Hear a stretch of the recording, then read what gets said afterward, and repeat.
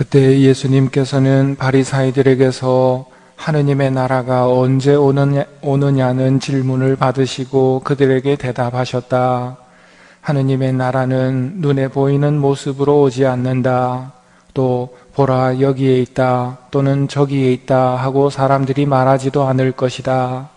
보라 하느님의 나라는 너희 가운데 있다. 예수님께서 제자들에게 이르셨다. 너희가 사람의 아들의 날을 하루라도 보려고 갈망할 때가 오겠지만 보지 못할 것이다. 사람들이 너희에게 보라 저기에 계시다 또는 보라 여기에 계시다 할 것이다. 그러나 너희는 나서지도 말고 따라가지도 마라. 번개가 치면 하늘 이쪽 끝에서 하늘 저쪽 끝까지 비추는 것처럼 사람의 아들도 자기의 날에 그러할 것이다. 그러나 그는 먼저 많은 고난을 겪고 이 세대에게 배척을 받아야 한다. 가끔 뉴스에 교황님 하시는 말씀들 보도가 되죠. 왜 교황님이 하시는 말씀이 보도가 될까요?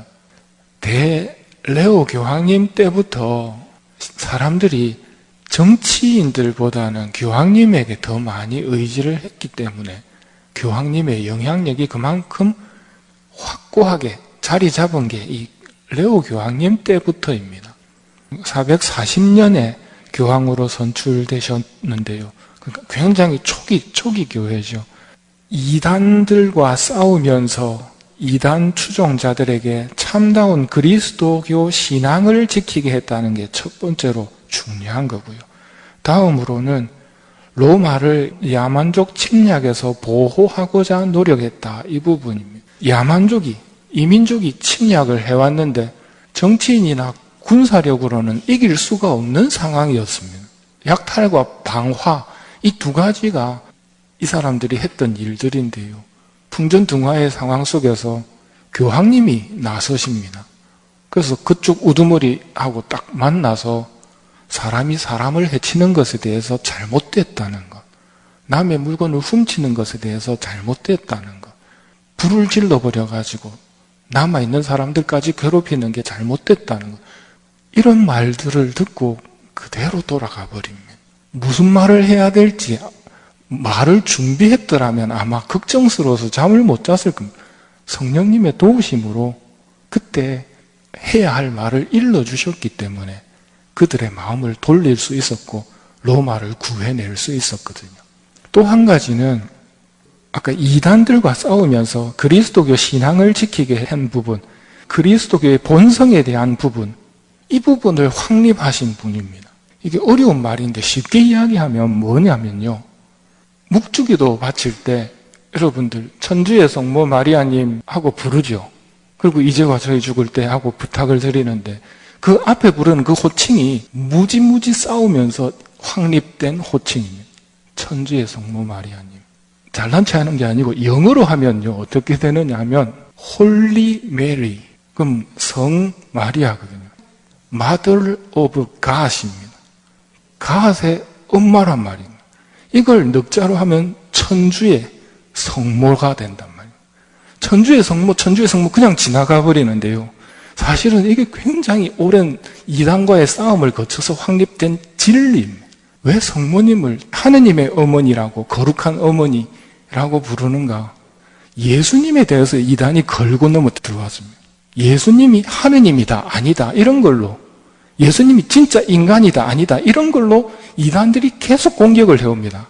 그럼 교회는 어떻게 방어를 하느냐 하면 예수님을 내세우지 않고요, 성모님이 나섭니다. 예수님의 신성에 대해서 따지고 들면 하느님의 어머니라고 불러버린단 말입니다. 그래서 어머니가 나서서 싸워버립니다. 당신 아드님의 하느님이시라는 것을.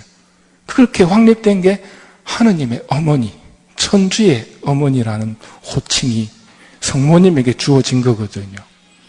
이런 교리 확립을 성경 해석해가지고 머리로 싸워가지고 이루어지는 일이 아닙니다. 교리가 어떻게 형성되었는가? 오늘 복음에서 하늘나라가 언제 오느냐 하는 하늘나라 이야기 문제가 나오죠. 하늘나라, 여기에 대해서 가본 사람이 있습니까? 가본 사람이 성경에 보면, 신약 성경에 보면 있습니다. 바오로 사도가 그럽니다. 당신 이야기인데 당신이라고 안 하고 내가 아는 사람 중에는 하늘에 올라간 사람이 있다고. 셋째 하늘까지 올라갔다고. 몸으로 갔는지 몸을 떠나서 갔는지는 확실치 않지만 이라고 표현하면서 셋째 하늘까지 올라갔다고 이야기하거든요. 이 말이 무슨 말입니까? 아, 하늘나라가 가면 하늘나라도 첫째 하늘, 둘째 하늘, 셋째 하늘 이렇게 있구나. 가본 사람이니까 할 수 있는 말이란 말입니다. 신비가들이 대부분 교회 초기에는 신학자였습니다. 우리 교리가 어떻게 형성되었느냐 하면 바로 이런 성인들에 의해서 형성이 되었거든요. 그래서 삼위일체라든지 성부와 성자로부터 성령께서 발하셨다는 이런 표현들이라든지 이런 것들은 논리를 가지고 싸울 수 있는 부분이 아니고요. 하느님께서 계시를 해주셔야 돼요. 계시가 뭡니까? 보여주시는 겁니다. 감추은 걸 열어 보여주시는 게 계시거든요. 가톨릭은 계시 종교라는 거 아시죠? 그런 성인들에게 하늘나라의 신비를 바로 보여주십니다. 그렇게 형성이 된 게 우리 교리란 말입니다. 근데 이걸 가지고 뒤늦게 성경 갖고 따지고 들자고 하면 말이 안 된단 말이에요. 그렇게 많은 이단들로부터 지켜낸 중요한 그리스도교의 본성이 뭐냐면 하느님이시오 사람이신 예수 그리스도라는 거예요. 이 굉장히 중요한 고백이고 숱하게 싸워온 진리입니다. 그래서 하느님의 어머니라고 부를 때는 고생해서 칼채돈 공의회에서 정의된 부분이라는 거 알고 하셔야 됩니다. 그냥 하느님의 어머니라고 쉽게 이야기하는 그 안에는 예수님은 하느님이시다라는 신앙 고백이 들어있는 겁니다. 오늘 하늘나라가 언제 옵니까? 하는 이 질문을 받으시고 예수님께서는 여기 있다 저기 있다 이런 식으로가 아니라고 말씀하십니다. 하늘나라는 너희 가운데 있다라고 말씀하시면서 하느님 나라는 눈에 보이는 모습으로 오지 않는다고 설명하십니다. 그러면서 끝부분에 보면 먼저 그는 많은 고난을 겪고 이 세대에게 배척을 받아야 한다 이 말씀을 하시거든요. 당시 사람들이 하늘나라에 대해서 자꾸 오해가 많았습니다. 그래서 예수님께서 당신에 대해서 알리지 말라고, 당신이 그리스도라는 것을 절대 알리지 말라고 함구 명령 자꾸 내리시거든요. 왜 그런가 하면 그리스도에 대해서도 오해를 하고 하늘나라에 대해서도 오해를 하는 겁니다. 어떻게? 현세적인 하늘나라로, 현세적인 임금으로. 예수님께서는 당신이 먼저 많은 고난을 겪고 이 세대에게 배척을 당해야 된다. 이 세상에서는 배척당하고 죽으시는 그리스도이시란 말입니다. 내 왕국은 이 세상 것이 아니다. 내 왕국은 결코 이 세상 것이 아니다고 말씀하시죠. 하느님 나라, 그것은 이 세상에서 이루어지는, 우리가 흔히 세상에서 잘 되는 것을 바라는데요. 그렇게 오해받기 때문에 그런 게 아니라고 설명을 하십니다. 그러면 어떤 의미인가? 하느님 나라는 너희 가운데 있다. 지금 여러분 가운데 하느님 나라가 있느냐 없느냐 하거든요. 있는지 없는지 예수님이 들려주신 하늘나라의 비유 가운데 겨자씨 비유와 같이 생각해 봐야 됩니다. 지금은 하늘나라가 우리 안에 겨자씨처럼 씨앗처럼 심겨져 있습니다. 이 씨앗이 없으면 죽어서도 하늘나라 겨자씨 나무가 되지 못합니다. 지금 있어야 됩니다. 여러분 마음에 하늘나라에 대한 씨앗이 뿌려져 있죠. 이게 완성되는 게 하늘나라입니다. 그러나 지금 우리 안에 그게 없다면, 씨앗이 없다면 죽어서도 하늘나라 보기 어렵습니다. 하늘나라 갔을 때 하는 중요한 일들을 지금 하고 있는가, 그걸 보면 됩니다. 하늘나라 가면 우리 뭐 하고 있을까요? 하느님 보면서 말씀드리고 말씀 듣고 지복 직관을 누릴 거란 말입니다. 여러분 기도하십니까? 기도가 뭡니까? 하늘나라 일을 지금 미리 앞당겨서 하고 있는 겁니다. 여러분이 기도하면 하느님이 들어주십니까? 들으십니다. 내가 말하면 하느님은 내 말을 귀 기울여 들으십니다. 이거 하늘나라입니다. 이게 지금은 희미하게 보일 뿐입니다. 지금은 희미하게 보일 뿐이지만 그때 가서는 얼굴을 마주보고 아버지하고 대화할 거란 말입니다.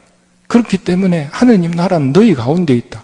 지금 여러분 가운데 그 씨앗이 뿌려져 있고 하늘나라에 대한 삶의 모습들이 기도 생활로 드러나고 있다면 여러분 안에 하느님 나라가 있습니다. 그러나 아직 완성되지는 않았습니다. 이 씨앗이 자라나서 새가 깃들일수록 큰 나무가 되겠죠. 그 엄청난 변화가 하늘나라에서 완성될 것을 분명히 뚜렷하게 보게 될 것은 그곳에서지만 지금 여기와 단절된 것은 아니란 말입니다. 오늘 예수님께서 하느님 나라에 대한 질문을 받으시고 하늘나라 그것만 바라보아서는 안 된다는 것. 먼저 많은 고난을 겪고 이 세대에게 배척을 받아야 한다.